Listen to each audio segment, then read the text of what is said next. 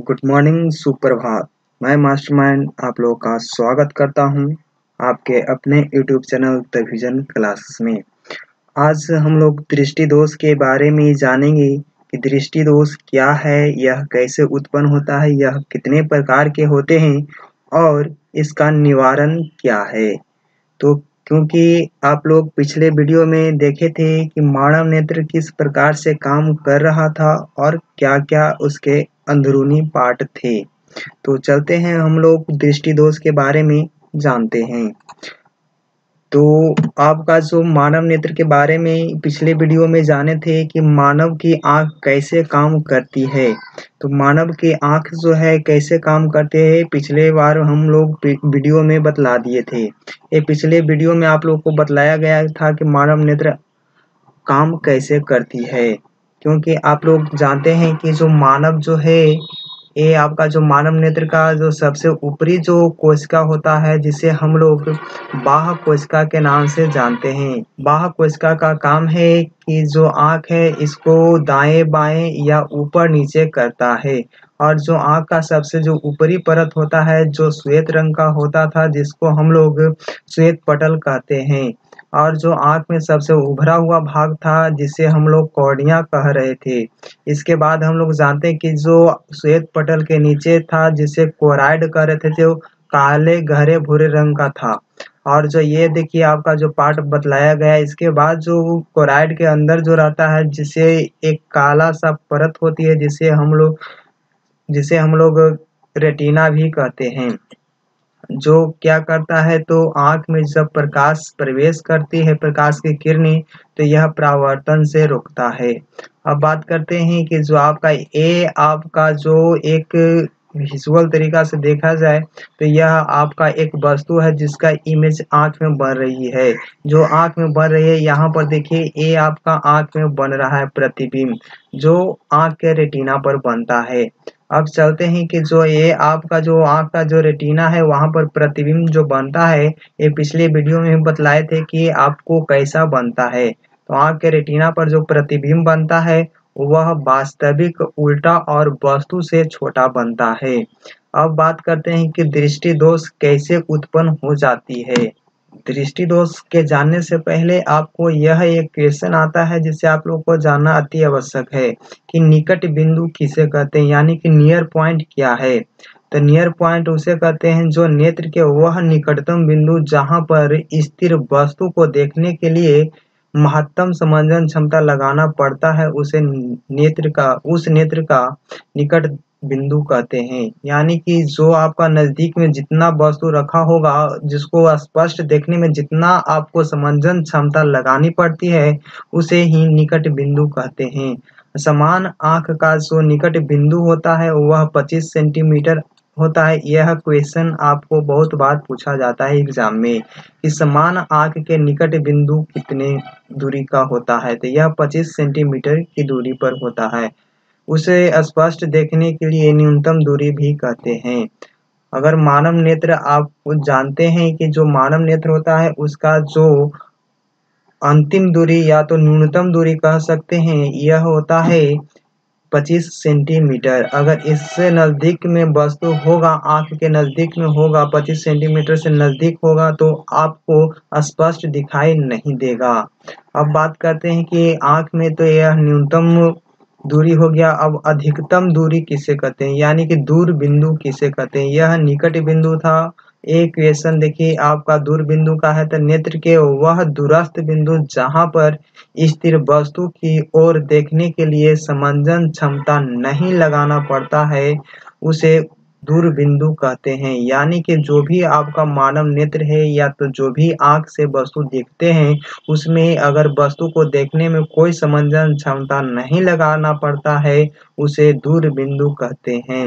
समान आँख के दूर बिंदु अनंत होता है। एक क्वेश्चन यहाँ पर आ सकता है कि अगर मानव नेत्र है उसको स्पष्ट देखने के लिए मानव नेत्र को स्पष्ट देखने के लिए दूरस्थ बिंदु कितना होता है। तो अगर मानव नेत्र को दूरस्थ देखना है, स्पष्ट देखना है, तो 6 मीटर की दूरी होनी चाहिए। यह क्वेश्चन आपको आ सकता है, तो वहाँ पर गलती से नहीं मार दीजिएगा अनंत। अगर कोई भी मानव आदमी है या तो मानव है, उसका जो आँख है स्पष्ट देखने की जो अधिकतम दूरी होता है वह 6 मीटर होता है। 6 मीटर तक वह स्पष्ट दिखाई देता है उसको। उसके बाद जो आपको होता है, दिखाई तो देता है अनंत तक, लेकिन जो आपको स्पष्ट देखने की जब बात आ जाएगी इक्वेशन में, तो आपको 6 मीटर मारना है, 6 मीटर। याद रखिएगा कि स्पष्ट देखने के लिए अधिकतम दूरी कितना है, तो 6 मीटर है, लेकिन समान आँख का दूरस्थ बिंदु कितना होता है, तो अनंत होता है। आँख अनंत दूरी तक देख सकता है, लेकिन स्पष्ट देखने के लिए 6 मीटर होता है। स्पष्ट आँख देखता है तो 6 मीटर का ही देखता है। अब बात करते हैं कि दृष्टि दोष किसे कहते हैं, यह कितने प्रकार के होते हैं।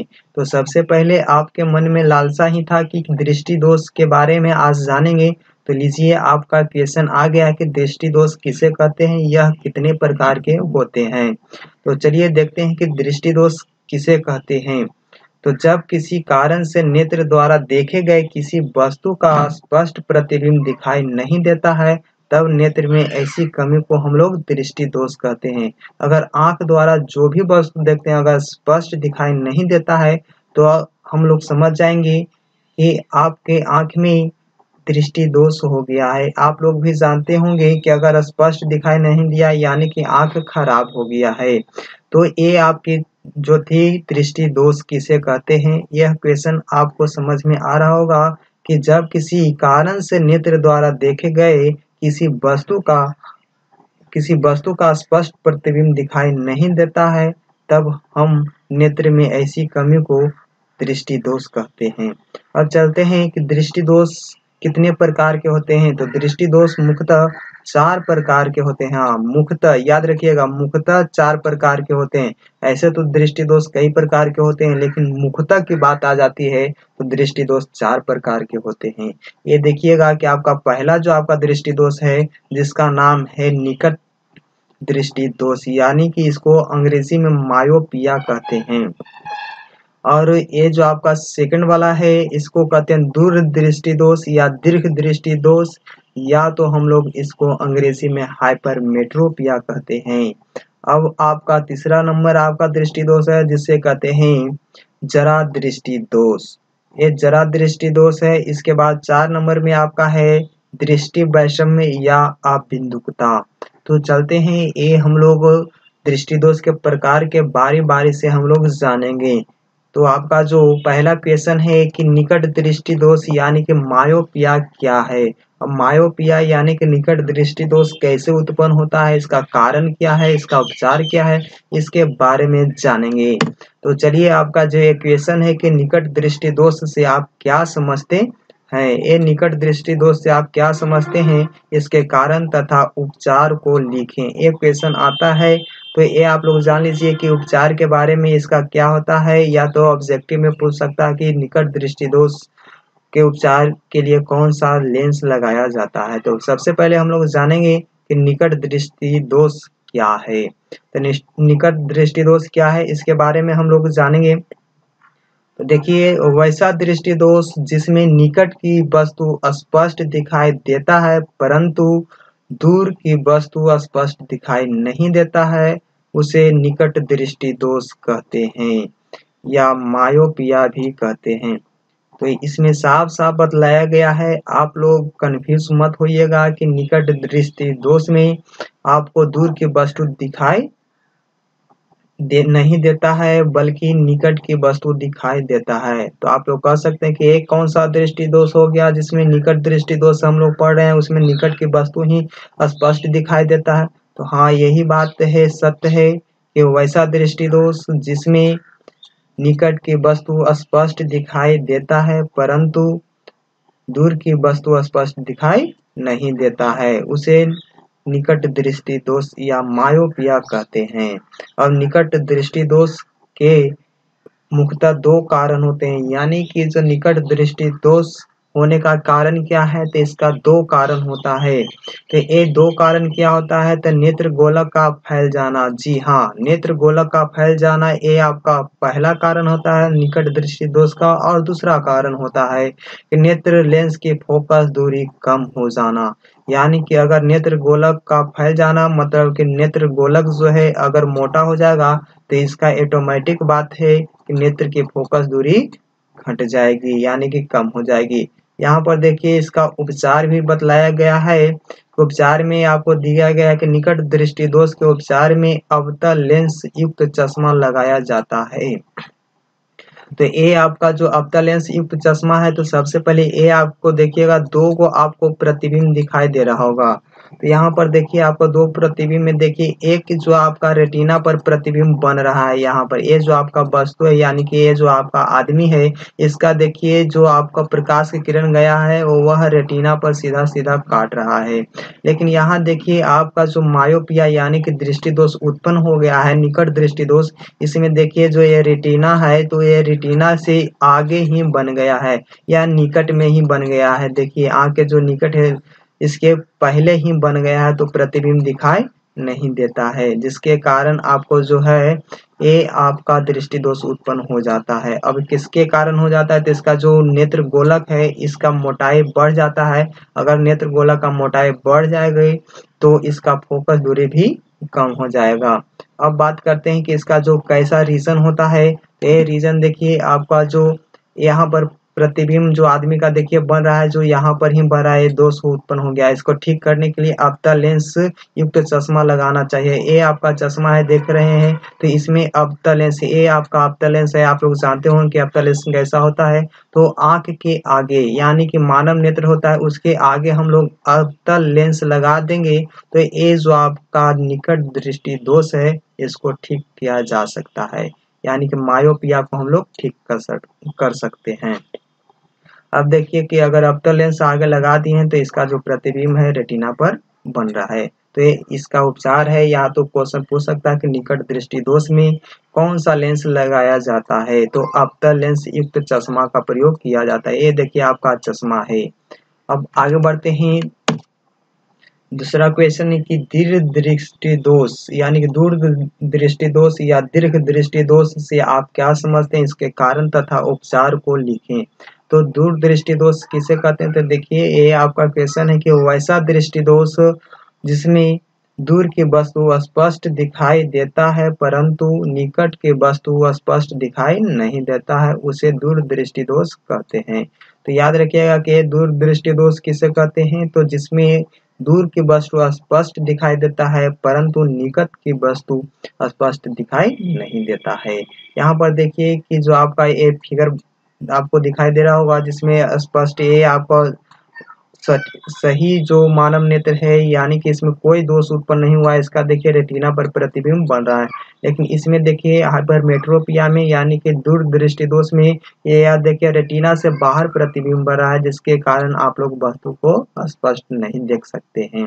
तो दूर दृष्टि दोष के मुख्यतः दो कारण होते हैं। यानी कि आपको कहा जा सकता है कि निकट दृष्टि दोष के कारण को लिखें। इसका जो फर्स्ट कारण होता है नेत्र गोलक का छोटा हो जाना और नेत्र लेंस की फोकस दूरी बढ़ जाना। छोटा यानी कि पतला हो जाता है और उसका जो फैल जाना मतलब कि निकट दृष्टि दोष में था कि नेत्र गोलक फैल जा रहा था जिसके कारण फोकस दूरी कम हो जा रही थी। यानी कि फैल जाने का मतलब मोटा हो जाना। और इसमें जो आपका है दूर दृष्टि दोष में इसमें नेत्र गोलक का छोटा हो जाता है यानी कि इसका जो नेत्र लेंस की फोकस दूरी है वह बढ़ जाती है। यानी कि अगर नेत्र लेंस पतला हो जाएगा तो इसका फोकस दूरी ऑटोमेटिक है कि बढ़ जाता है और मोटा हो जाएगा तो इसका फोकस दूरी घट जाएगी जिसके कारण आपको यह दृष्टि दोष उत्पन्न हो जाता है। इसका उपचार के लिए दूर दृष्टि दोष के उपचार के लिए उत्तल लेंस युक्त चश्मा का प्रयोग किया जाता है।